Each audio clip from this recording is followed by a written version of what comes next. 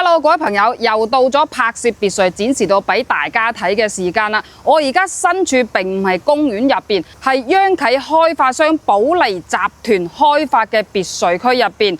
咁呢個別墅區咧，性價比真係好高嘅。而家賣緊有153平、157平，仲有190平。咁我而家身處嘅153平同埋157平咧，係大正中交付嘅。關於價錢真係好性價比啊！200萬左右，後期買啲家私家電就可以拎包入住噶啦。咁而家身處嘅位置咧，就係呢個157平。側邊花園嘅位置有連排有雙拼，亦有單邊位嘅。當然呢個創意示範單位咧係設計喺單邊位嘅位置啦。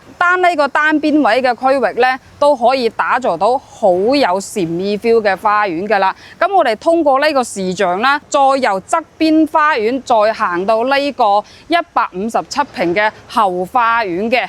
雖然係大裝修交付，但係花園位置咧交付嘅時候只係一片草地嘅。頭先我問過開發商啦，呢個創意示範單位都係可以出售，但係要加多100幾萬，性價比一啲都唔高。普通大裝修嘅話咧，200萬出頭就 OK 㗎啦。因為呢個創意示範單位單設計費已經用咗40幾萬，包工包料所有嘅方案足100萬嘅費用嘅。如果中意呢種裝修設計嘅話咧，到時候可以過到嚟呢個創意示範單位，叫施工團隊1對1去復刻嘅話，總共花費嘅費用大概50到60萬之間。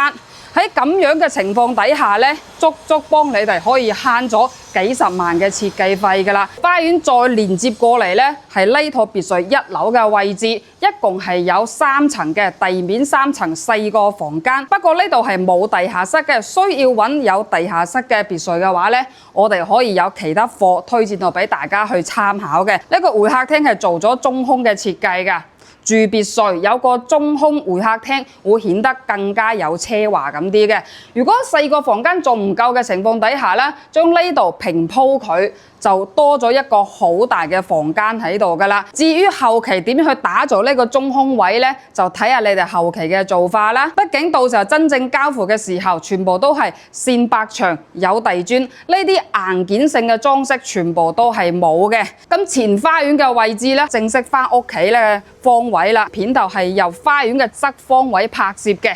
嗱，呢度咧係翻屋企嘅前花園位置啦，係要通過呢個雙門打開嘅鋼門返到屋企嘅。咁關於停車位嘅問題啦，就係延伸到呢度側邊門嘅位置啦。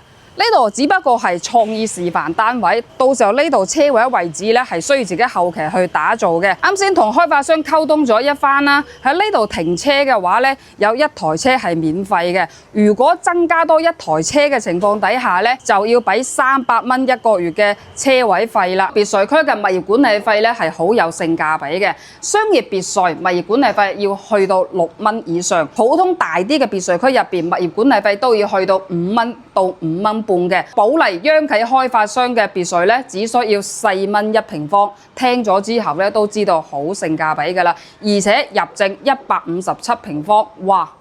每個月嘅物業管理費咧，就相當於自己出去食餐飯咁嘅啫。正式翻門口咧就係呢個位置啦，行到入嚟咧就係餐廳嘅位置啦。呢個創意示範單位展示嘅係4人嘅餐台，其實咧後期擴闊少少，放一張5到6個人食飯嘅餐台咧，空間都係足夠嘅。咁呢度旁邊啦係整咗餐邊櫃喺度啦，後期都需要自己去打造嘅，因為交付嘅時候咧都已經講咗 N 次啦，全部都係地板乳膠漆，但係呢個廚房入邊咧，所有嘅儲物櫃，包括一洗一煮一切，全部都係原版交付俾你嘅。出邊嘅採光窗咧係望到自己嘅前花園位置啦。呢個玻璃門啊，交付嘅時候係冇噶，要後期自己去打造噶。如果中意比較現代式嘅廚房咧，到時候將個中島台延伸出嚟嘅話咧，就唔需要買餐台噶啦。住別墅考慮到嘅車位問題已經係解決咗啦，有1個車位係免費嘅。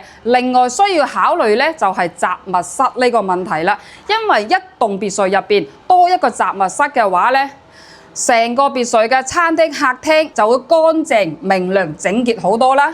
儲物室咧就喺入門口旁邊呢個位置啦。平時將啲掃把、地拖、各等生活雜物全部放喺入邊就 OK 㗎啦。再延伸過嚟咧，就啱先已經介紹咗嘅中空大客廳啦。相對於157平方嘅別墅嚟講咧，呢個會客廳算係好闊落㗎啦，中空層嘅。如果細個房間仲唔夠嘅情況底下咧，可以將呢度全部鋪平佢，咁呢個空間咧又多咗一個好闊落嘅私人和室喺度㗎啦。其實1樓咧係有一個長者房嘅，就旁邊呢個位置啦。真正交付嘅時候，呢度係一埲牆嚟嘅。如果屋企只需要3個房間嘅情況底下咧，呢度全部通鋪過去，咁你哋屋企嘅會客廳咧就會更加加分㗎啦。咁樣嘅情況底下咧，你屋企嘅會客廳就會更加加分嘅。旁邊咧係有1樓嘅公共衛生間啦，係做到乾濕分離嘅，係所見即所得，真正交付嘅效果啦。雖然呢度係大裝修交付啦，但係冇電梯嘅。咁電梯位咧係預留 set 喺呢個位置咧，只可以企2個人。但係住小別墅2人位嘅電梯已經足夠㗎啦。其實而家國內整一個電梯7到8萬蚊，質量都係好好㗎啦。我哋而家再上到去2樓，再次欣賞一下和室嘅區域咧。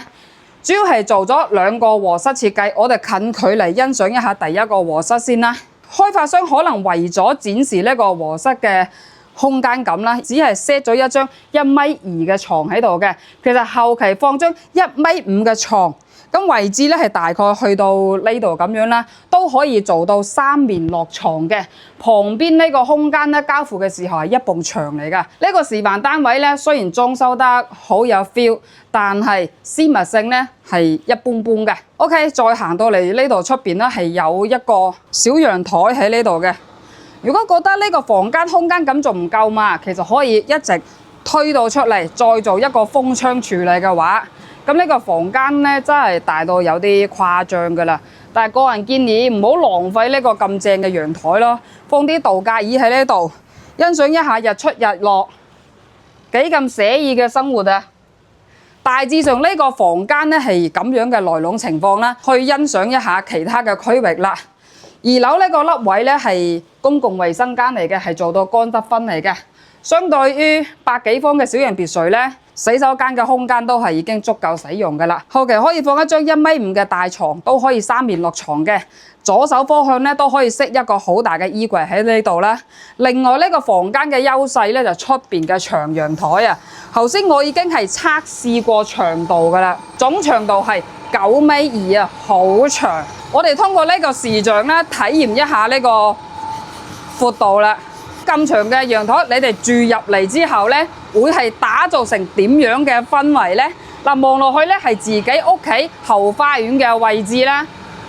而家我哋都聽到啦，好多施工聲喺度，有少少嘈啊。因為呢度係期樓嚟嘅，要等到2027年9月份，即係明年嘅9月份會陸續收樓嘅。由於呢個開發商係央企阿爺名下嘅保利集團，如果平時一直關注開發商嘅話咧，都知道保利嘅實力㗎啦。可以上網 check 一下呢個開發商都 OK 嘅，實力咧好雄厚。目前我聽咗好多買咗保利業主咧，都比較認同佢嘅交付品質嘅。OK， 呢度咧係頂樓3樓嘅位置，做咗一個好闊落嘅主人房啦。哇，展示唔到佢嘅魅力之處啊！打造一張2.0米幾嘅大床啦，真係可以做到3面落床嘅。成排牆嘅採光飄窗咧，望出去嘅視野都係比較開揚嘅。每一棟別墅嘅位置咧，望出去嘅景觀都完全係唔一樣嘅。1房1格，總價真係好平啊，200萬左右可以住到使用面積咁大嘅別墅。旁邊咧仲有好多空間，打造一個私人嘅衣帽間嘅。我係1.6米嘅淨身高啦，打開雙手仲有咁闊嘅空間，打造儀容儀表區或者係衣帽間嘅。咁主人房咧係做咗一個套間房設計啦，我哋通過視像咧都過嚟睇下啦。呢度最入邊咧係淋浴區嚟嘅，都比較闊落㗎。整個表台喺度咧，坐咗喺度慢慢淋浴都 OK 嘅。如果中意泡浴嘅朋友咧，其實都可以買個圓形嘅日式泡浴放喺呢度都 OK 嘅嚇。馬桶區、儀容儀表區，其實呢個空間係一啲都唔細嘅，後期仲可以打造2個洗漱台嘅儀容儀表台嘅。咁主人房咧，仲有一個私家嘅露台喺呢度嘅喎，床尾對咗去咧就出邊嘅露台啦。呢間房無論喺邊個位置，採光性都係做到好好嘅。如果擔心私密性嘅問題咧，可以貼啲反光膜。揾唔到師傅嘅話咧，我就有一個好好嘅朋友可以幫你嚟去貼噶啦。反光膜望去出邊係一目了然嘅，但係出邊望入嚟咧係一啲都望唔到嘅。咁我哋通過呢個過渡，去欣賞一下主人房出邊嘅私家露台 size 啦。行到出嚟咧，真係有一種星空露台嘅感覺。size 唔大啦，但係都有10幾個平方嘅。咁而家都已經係落雨㗎啦。如果係擔心雨水會撇到入邊嘅話咧，可以加裝一個陽光棚喺度就 OK 㗎啦。大致上呢個別墅咧就介紹到差唔多啦。地面有3層，喺原封不動嘅情況底下係有4個房間嘅。如果增加多1個房間嘅話咧，可以考慮喺中空客廳嗰度鋪平佢就 OK 㗎啦。呢度嘅別墅區咧係冇地下室嘅。如果一定要揾有地下室嘅別墅，我哋仲有其他貨可以推薦我俾你哋去睇嘅。相對於200萬左右，又係比較新裝修嘅別墅咧，喺成個大灣區真係少之又少嘅。包括200萬左右住上別墅，又擁有咁樣安安靜靜比較好嘅園林環境咧，都係講嗰句啦，少之又少嘅。一直揾緊低總價嘅別墅朋友咧，都已經知道點解我會講少之又少啦。咁賣緊嘅別墅咧，大部分都係連排為主啦，有部分嘅係雙拼單邊位，總價係200萬左右。當然而家目前最大嘅 size 190平方咧係清水樓交付俾你嘅。如果中意我接下來介紹嘅190平方嗰個單位咧，可以加啲錢叫開發商幫你去裝修都得，但係個人覺得性價比真係唔高，可以後期自己揾師傅重新去幫你裝修會更加合理啲啦。OK， 呢條片咧就介紹到差唔多啦，大汗淋漓啊！希望大家咧點個鈴支持一下，多謝晒大家。